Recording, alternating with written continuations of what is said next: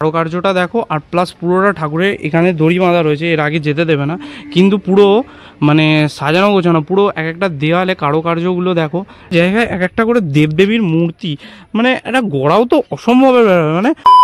So hello guys, কেমন আছেন সবাই? আশা করি সবাই ভালো আছেন। দ্য সৌম্য ব্লগসে আরেকবার আপনাদের স্বাগত জানাই। তো বাঙালিদের একটা সবথেকে বড় উৎসব, কী উৎসব? দুর্গাপুজো। দুর্গাপুজোটা চলে গেলেই কেমন একটা মন খারাপ ফিল আসে। সেই মন খারাপ ফিলটা যাতে না আসে বাঙালিরা সেটারও ব্যবস্থা করে রেখেছে। তোমরা নিশ্চয়ই বুঝতে পারছো, থাম্বনেল দেখে তো নিশ্চয়ই ধরে ফেলেছো। তো আজ আমরা চলে এসেছি মানে লেক গার্ডেন্স বা রবীন্দ্র সরোবর সংলগ্ন দুর্গা মিউজিয়ামে। সেই মিউজিয়ামে মানে ভালো ভালো যে দুর্গা উৎসবগুলো হয়, যে দুর্গা প্যান্ডেলগুলো হয়, তার কিছু কিছু ভালো ঠাকুর যেগুলো সংরক্ষণ করে রাখা সম্ভব, সেই ঠাকুরগুলোকে এনে ওখানে সংরক্ষণ করে রাখা আছে। মিউজিয়ামটাকে সুন্দরভাবে সাজানো আছে। চলো এবার ও মিউজিয়ামে ঢুকবো, তোমাদের সাথে সব কিছু শেয়ার করবো কিরকম কি আছে। পুরো ভিডিওটা দেখতে থাকো লাস্ট পর্যন্ত, খুব ভালো লাগে। হচ্ছে সেই দুর্গা মিউজিয়ামের গেট। তো দুর্গা মিউজিয়ামের গেট দিয়ে ঢুকলেই আপনারা দেখতে পাবেন ডান দিকে বাঁ দিকে যেদিকেই তাকাবেন দুদিকেই ঠাকুর আছে। এখানে ঠাকুর ছাড়াও দেখতে পাবেন বিভিন্ন ধরনের গাছ ও তাদের বৈজ্ঞানিক সম্বন্ধ নাম। দেখুন এখানে যেরকম লেখা আছে কদম, তো কদমের বিজ্ঞানসম্মত নামও দেখা আছে, কদম্ব লেখা আছে। তো আরও এখানে ঠাকুরটা, চলুন ঠাকুরের কাছে যাওয়া যাক, ঠাকুরের কাছে গিয়ে দেখাচ্ছি। তো প্রথমেই ডান দিকে রয়েছে এইখানে একটা সিমেন্টের ঠাকুর, যেটা মানে পুরো কাঁচ দিয়ে ঘেরা রয়েছে। আর এই সিমেন্টের ঠাকুরটা কোন ক্লাবের? হিন্দুস্তান ক্লাবের 2021 সালে, দেখো সামনে দিয়ে দেখা যায়, হিন্দুস্তান ক্লাবের 2021 সালে বানানো হয়েছিল। সেইটাকে এখানে মানে মানে কি বলবো, সাজিয়ে গুছিয়ে রাখা রয়েছে। মানে কি সুন্দর ঠাকুরটা দেখো। ঠাকুরটা সংরক্ষিত করা আছে, কিন্তু বিভিন্ন মানে অনেক দিন পরিষ্কার করার যাবতে একটু ময়লা হয়ে গেছে ঠাকুরটা, কিন্তু তাও যে এই সংরক্ষণ করে রাখা, মানুষ যে সারা বছর এসে ঠাকুর দেখতে পাচ্ছে সেটাই কত না। চলো, তো এবারে আমরা বাঁদিকে ঢুকে গেছি। বাঁদিকে ঠাকুরটা হচ্ছে চেতলা অগ্রণী 2017 সালের ঠাকুর। জাস্ট দেখো ঠাকুরের গায়ে কারুকার্যটা দেখো, আর প্লাস পুরোটা ঠাকুরের এখানে দড়ি বাঁধা রয়েছে, এর আগে যেতে দেবে না, কিন্তু পুরো মানে সাজানো গোছানো, পুরো এক একটা দেওয়ালে কারুকার্যগুলো দেখো, ঠাকুরের গায়ের কারুকার্যগুলো পুরো ঠাকুরটা রয়েছে কাঠের তৈরি। আর 17 সালে চেতলা অগ্রণী ক্লাবের ঠাকুর, আর শিল্পীরও নাম লেখা রয়েছে। এই দূর থেকে হয়তো আপনারা দেখতে পাচ্ছেন না, শিল্পী রয়েছে ভবত সুতার। হ্যাঁ, কি সুন্দর জায়গাটাকে করে সাজিয়ে গুছিয়ে যে এই দুর্গা প্রতিমাগুলো সারা বছরের জন্য সংরক্ষিত করেছে, মানে সারা বছর যে মানুষ দুর্গা পুজোর আমেজটা নিতে পারবে সেটাই এখানে তুলে ধরা হয়েছে। আর এই চলো এবার ভেতরে যাব, ভেতরে গিয়ে তোমাদের সাথে আরও জিনিস শেয়ার করব। ভিতরের সামনে যেতেই এইখানে রয়েছে একটা স্টিমার মতো, মানে ট্রেনের মতো একটা স্টিমার রয়েছে।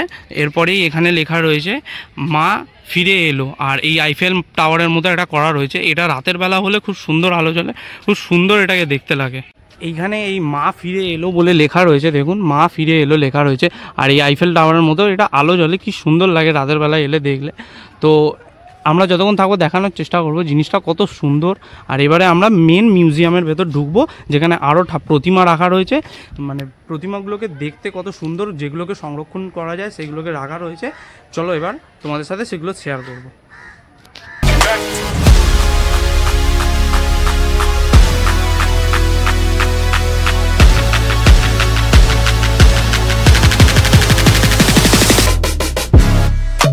তো এবার আমরা মেন মিউজিয়ামের দিকে যাচ্ছি।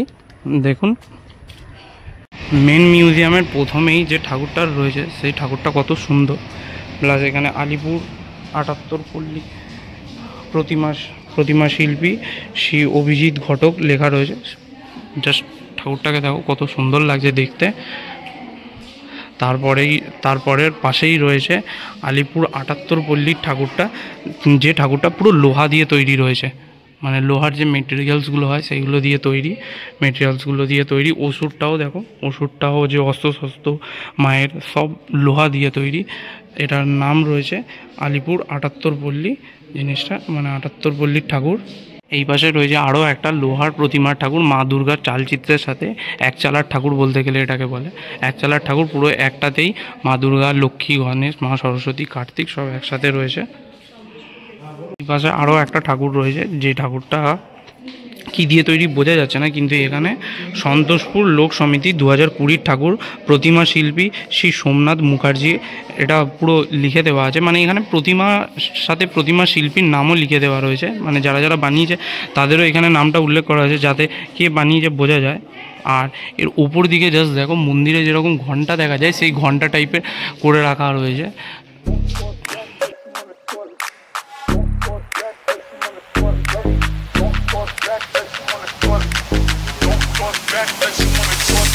তারপরে এই ঠাকুরটা রয়েছে, যেটা রয়েছে মানে মাটির প্রতিমা দিয়ে, মানে মাটির যখন তবে তবে প্রতিমাটা চালু হয় যেরকম দেখতে লাগে সেই রকম টাইপের এরা করা রয়েছে।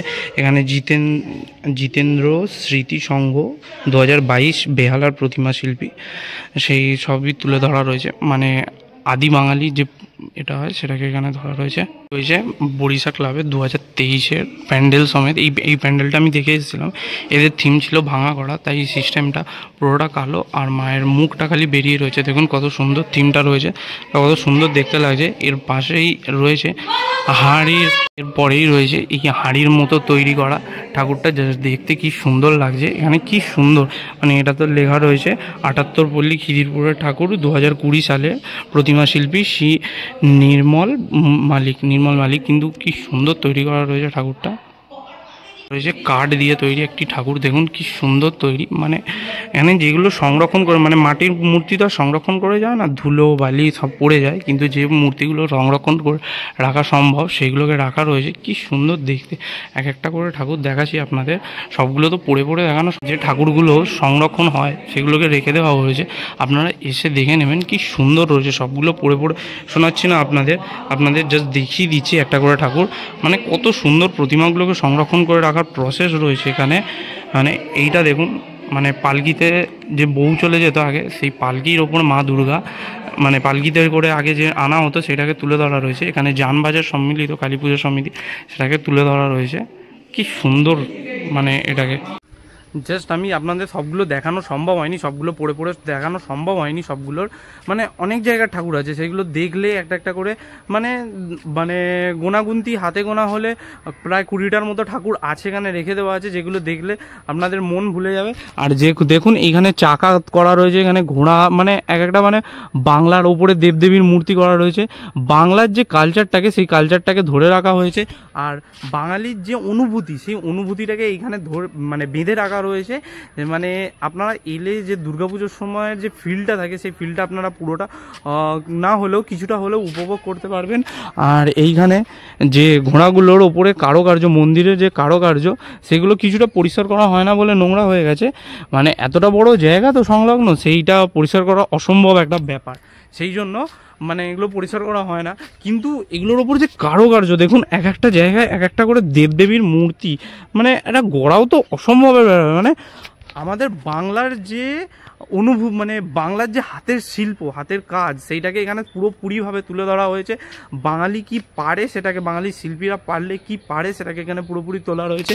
আর এইখানে দেখুন জাস্ট একটা, এইখানে হচ্ছে সব থেকে সেই মানে বাঙালি কালচারের যেটা অনুভূতি, মানে বাঙালির হাতের কাজ, সেইটাকে তুলে ধরা রয়েছে পুরো এখানটায়। দেখুন একটা যে পুরোটা সিমেন্টের, কেউ বলতে পারবে এখানে এটা দেখলে পুরো যে সিমেন্টের ঠাকুর, মানে সিমেন্টটাকে কেটে কেটে কেটে কেটে পুরো দুর্গা, মা দুর্গা, লক্ষ্মী, সরস্বতী, গণেশ প্লাস নিচে হচ্ছে অসুর, সেটাকে পুরো তুলে ধরা রয়েছে। দেখুন কি সুন্দর আকৃতি। তো বলতে চাই আজকের মতো এখানেই ভিডিওটা শেষ করছি।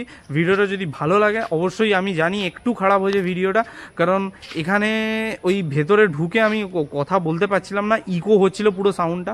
আর ভেতরে অনেক মানুষ ছিল, জানেনই তো নতুন নতুন মানে ভিডিও করছি, তো সেখানে দেখলে কেউ পাশ দিয়ে আমি কিছু বললে তার উল্টে কথা বলে দিচ্ছে, তো সেই জন্য আমি লোকের সামনে মানে সহজে কথা বলতে পারছি না। আপনারা ইন্সপায়ার করুন, ইন্সপায়ার করলে নিশ্চয়ই পরবর্তীকালে ভালো ভিডিও দেবো। আজকের মধ্যে এখানেই শেষ করছি ভিডিওটা। ভালো লেগে থাকলে লাইক কমেন্ট শেয়ার করুন। আর আনসাবস্ক্রাইব লোক বেশি দেখে যাচ্ছ, সাবস্ক্রাইব করে যাও। আর আরও ভিডিও দেওয়ার চেষ্টা করবো, ওগুলো কমেন্টে জানিও কেমন ভিডিও দেখতে চাইছো। আজকের মধ্যে এখানেই শেষ করছি, টাটা।